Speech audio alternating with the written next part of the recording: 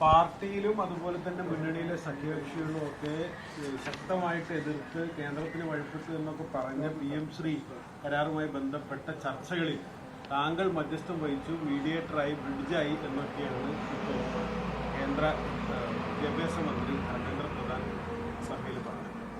അങ്ങനെ തന്നെയാണ് പറഞ്ഞത്. ഒന്ന് നോക്കണം കേട്ടോ. പക്ഷേ കേരളത്തിൻ്റെ പ്രശ്നങ്ങൾ ഇവിടെ അവതരിപ്പിക്കാൻ വേണ്ടിയിട്ടാണ് ഞങ്ങളെപ്പോലുള്ള ആൾക്കാർ MP-മാരായിട്ട് ഇവിടെ തിരഞ്ഞെടുത്ത് വന്നിരിക്കുന്നത്. സ്വാഭാവികമായിട്ടും കേരളത്തിൻ്റെ എല്ലാ പ്രശ്നങ്ങളെയും മുൻനിർത്തി ഞങ്ങൾ ഒരു ബ്രിഡ്ജായിട്ട് തന്നെ കേന്ദ്ര സർക്കാരിൻ്റെ അടുത്ത് പോകാറുണ്ട്. എന്താ കാരണം എന്ന് വെച്ചാൽ നമ്മുടെ പ്രശ്നങ്ങൾക്ക് പരിഹാരം കാണാൻ വേണ്ടിയിട്ടാണ്. അപ്പോൾ ഒരു കണക്കിന് ഞാൻ കേരളത്തിൻ്റെ വിഷയങ്ങൾ ശക്തമായി ഏറ്റെടുത്ത് അവരുടെ പക്കൽ പോകുന്നു എന്നുള്ള കാര്യം അദ്ദേഹം പറഞ്ഞതിന് എനിക്ക് അദ്ദേഹത്തോട് നന്ദിയുണ്ട്. പക്ഷേ ഇന്നത്തെ ഏറ്റവും പ്രധാനപ്പെട്ട അദ്ദേഹത്തിൻ്റെ മറുപടിയിലെ ഹൈലൈറ്റ് എന്ന് പറയുന്നത് 3 കോൺഗ്രസ് ഗവൺമെൻറ്റുകൾ ഈ പണം യഥേഷ്ടം വാങ്ങിയെടുത്തു. അതുകൊണ്ട് തന്നെ ഇത് രാഷ്ട്രീയ പ്രേരിതമായിട്ടാണ് സമഗ്ര ശിക്ഷാ ഫണ്ട് കേരളത്തിന് തടഞ്ഞു വച്ചിരിക്കുന്നതെന്ന് നിങ്ങൾക്ക് പറയാൻ കഴിയില്ല. അതുകൊണ്ട് രാജസ്ഥാനിൽ മുമ്പുണ്ടായിരുന്ന കോൺഗ്രസ് ഗവൺമെൻറ്, കർണാടകയിലും ഹിമാചലിലും ഇപ്പോൾ ഉള്ള കോൺഗ്രസ് ഗവൺമെൻറ്റുകൾ ഇവരുടെ ചുമലിലൂടെ യഥാർത്ഥത്തിൽ കേരളത്തെ അറ്റാക്ക് ചെയ്യുകയാണ് ചെയ്തത്. ഈ 3 പേർ യഥേഷ്ടം ഫണ്ട് മേടിച്ച സ്ഥിതിക്ക് നിങ്ങൾക്ക് എന്ത് പരാതിയാണ് ഉന്നയിക്കാനുള്ളത്? അതുകൊണ്ട് യഥാർത്ഥത്തിൽ കോൺഗ്രസ് ഗവൺമെൻറ്റുകളുടെ നിലപാടാണ് പ്രതിപക്ഷം ഭരിക്കുന്ന മറ്റ് സംസ്ഥാനങ്ങളുടെ അവസ്ഥയെ ദുർബലമാക്കിയതെന്നാണ് അദ്ദേഹം തന്നെ ഇന്ന് കൃത്യമായിട്ട് പാർലമെൻറ്റിൻ്റെ വേദിയിൽ പറഞ്ഞത്.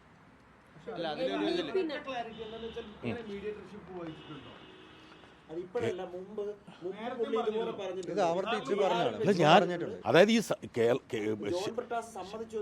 ഇല്ലല്ലേ, മീഡിയേഷൻ എന്ന് പറയുന്നത് എന്താണ്? ശിവൻകുട്ടിയുടെ കൂടെ, കേരളത്തിലെ ബഹുമാനപ്പെട്ട വിദ്യാഭ്യാസ മന്ത്രിയുടെ കൂടെ ഞാൻ പലതവണ ശ്രീ ധർമ്മേന്ദ്ര പ്രധാനെ കാണാൻ പോയിട്ടുണ്ട്. അത് മാത്രമല്ല, കേരളത്തിൽ തടഞ്ഞു വെക്കപ്പെട്ട ഫണ്ടിനെ സംബന്ധിച്ച് അദ്ദേഹത്തിന് നിരവധി നിവേദനങ്ങൾ കൊടുത്തിട്ടുണ്ട്. അദ്ദേഹത്തിൻ്റെ ഓഫീസിൽ പോയിട്ടുണ്ട്, ഒരുപാട് കാര്യങ്ങൾ സംസാരിച്ചിട്ടുണ്ട്. അദ്ദേഹം പറഞ്ഞത് 100% ശരിയാണ്, ഞാൻ തർക്കമില്ല കാര്യത്തിൽ. അത് എന്നിൽ നിക്ഷിപ്തമായിരിക്കുന്ന ഒരു ദൗത്യവും എൻ്റെ ഒരു ഉത്തരവാദിത്വം കൂടിയാണ്.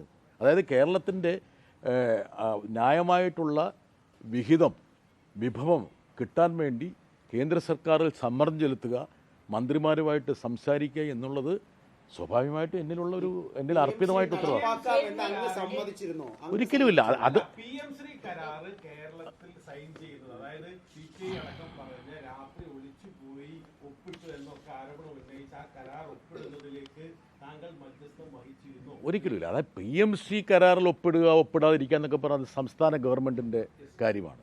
അതിലൊക്കെ നമ്മൾ ഇടപെടേണ്ട കാര്യമില്ല, നമുക്കറിയയില്ല. ഇന്ന് തന്നെ ഞാൻ അതിശക്തമായിട്ടാണ് ഈ ചോദ്യം ചോദിച്ചത് മുഴുവൻ.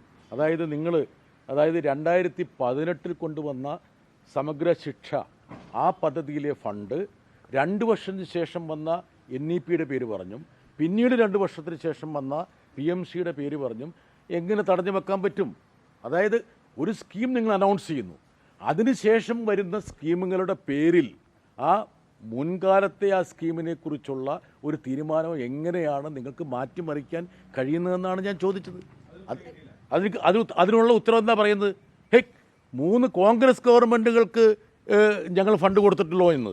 ഇപ്പം ഞാൻ ഈ കണക്ക് പരിശോധിക്കുമ്പോൾ നിങ്ങൾ നോക്കേണ്ടത്, ഹിമാചൽ പ്രദേശിന് 2022-23 551 കോടി, 2023-24 487 കോടി, 24-25 526 കോടി, ഇപ്പം ആദ്യത്തെ ഇൻസ്റ്റാൾമെൻറ്റ് 177 കോടി. ഇനി രാജസ്ഥാൻ ഗവൺമെൻറ്, കോൺഗ്രസ് ഭരിച്ചുകൊണ്ടിരുന്ന രാജസ്ഥാൻ ഗവൺമെൻറ് 2022-23 കിട്ടിയ തുക എത്രയെന്നറിയോ? 2138 കോടി രൂപ. 23-24 3202 കോടി രൂപ. 24-25 3090 കോടി രൂപ. ഭീമമായ സംഖ്യയാണ് കോൺഗ്രസ് ഭരിച്ചിരുന്ന സംസ്ഥാനങ്ങൾക്ക് ഈ സമഗ്ര ശിക്ഷ കണക്കിൽ കിട്ടിയത്. എന്നിട്ടാണ് കോൺഗ്രസ്സുകാർ കേരളത്തിൽ വന്നിട്ട് നമുക്ക് പാഠമെടുത്ത് തരുന്നത്. ഇതിലിപ്പോൾ മന്ത്രി പറഞ്ഞൊരു കാര്യമുണ്ട്, കേന്ദ്ര സർക്കാരിന്റെ നിബന്ധനകൾ പാലിച്ചാൽ മാത്രമേ ഫണ്ട് ലഭിക്കുള്ളൂ എന്നാണ്. സഹകരിക്കുന്നവരായിട്ട്, അതായത് കേന്ദ്ര സർക്കാർ സഹകരിക്കുന്നവരായിട്ട് സഹകരിക്കാൻ അല്ല, തയ്യാറാണ്. ഇപ്പം അപ്പോൾ ഫണ്ട് ലഭിക്കില്ല എന്നാണ്. നിബന്ധനകൾ അംഗീകരിച്ചാൽ മാത്രമേ ഫണ്ട് അനുവദിക്കൂ എന്നാണ് ആ മന്ത്രി എന്ന് പറയുന്നത്. അത് തീർച്ചയായിട്ടും അത് അദ്ദേഹത്തിൻ്റെ നിലപാടാണ്. അതിനെതിരെയുള്ള ഒരു പ്രതിഷേധം കൂടിയാണ് എൻ്റെ ചോദ്യത്തിലൂടെ ഞാൻ പ്രകടിപ്പിക്കാൻ ശ്രമിച്ചത്. അതുകൊണ്ടാണ് ഞാൻ എൻ്റെ രോഷം പ്രകടിപ്പിച്ചപ്പോൾ സഭാധ്യക്ഷൻ ഇടപെട്ടിട്ട് നിങ്ങൾക്ക് രോഷം പ്രകടിപ്പിക്കേണ്ട വേദിയല്ല, ഇതേക്കുറിച്ച് കൂടുതൽ പറയേണ്ട എന്ന് പറഞ്ഞത്. NEP നിബന്ധനകൾക്ക് അനുസൃതമായിട്ടാണ് കേന്ദ്ര സർക്കാരിന് ഫണ്ട് നൽകാൻ കഴിയുകയുള്ളൂ. അത് മന്ത്രി തന്നെ വന്നു കണ്ടപ്പോൾ അംഗീകരിച്ചതാണ് എന്നുള്ളതാണ് ഇന്ന് വിദ്യാഭ്യാസ മന്ത്രി സഭയിൽ പറഞ്ഞിട്ടുള്ളത്. അപ്പോൾ ഈ NEP നിബന്ധനകൾ അംഗീകരിക്കാൻ അപ്പോൾ മന്ത്രി തയ്യാറായിരുന്നു കൂടിക്കാഴ്ചയിൽ? ഈ ആ കൂടിക്കാഴ്ചയിൽ ഞാൻ ഉണ്ടായിരുന്നില്ല. അതായത് ഈ NEP ബന്ധപ്പെട്ട ചർച്ച നടന്നു എന്ന് എനിക്ക് തോന്നുന്നില്ല അങ്ങനെ പറഞ്ഞു എന്നുള്ള കാര്യം. കേരളത്തിൽ ഇപ്പോൾ ഈ PMC ആയി ബന്ധപ്പെട്ടിട്ടുള്ള കാര്യം ഒരു സമിതിയുടെ പരിശോധനയിലാണ്. അപ്പം ഒരു സമിതി പരിശോധിച്ചുകൊണ്ടിരിക്കുന്ന വിഷയത്തെക്കുറിച്ച് ഞാൻ അഭിപ്രായം പറയുന്നതിൽ അർത്ഥമില്ല. ഇന്ന് അദ്ദേഹം പാർലമെൻറ്റിൽ പറഞ്ഞ ഏറ്റവും പ്രധാനപ്പെട്ട കാര്യമെന്ന് പറയുന്നത് 3 കോൺഗ്രസ് ഗവൺമെൻറ്റുകളെ മുമ്പോട്ട് വെച്ചുകൊണ്ടാണ് യഥാർത്ഥത്തിൽ അദ്ദേഹത്തിൻ്റെ നിലപാട് അദ്ദേഹം സാധൂകരിക്കാൻ വേണ്ടി ശ്രമിച്ചത്.